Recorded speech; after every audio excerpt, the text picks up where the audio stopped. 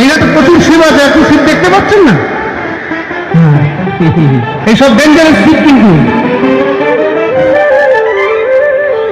আমি 2019-এ লাস্ট মানে করোনার আগে দিল্লিতে গেছি, তো একটি নন বেঙ্গলি জায়গা, উনি ভালো করে বাংলা বোঝে না।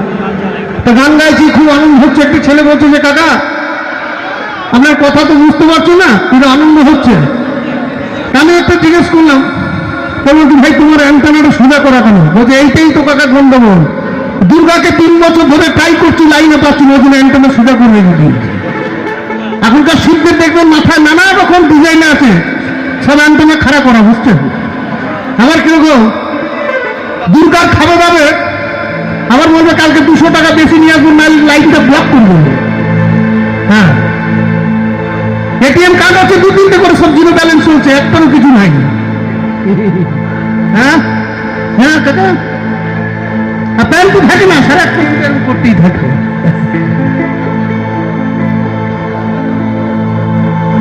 শিবের মাতা জটাও আছে, হাতে ত্রিশূল আছে। তিনি হচ্ছেন দেবাদিদেব মহাদেব, যিনি গঙ্গাকে বেঁধে রেখেছেন জটার মধ্যে। ওদের হাতে ত্রিশূল, মাথায় জটা,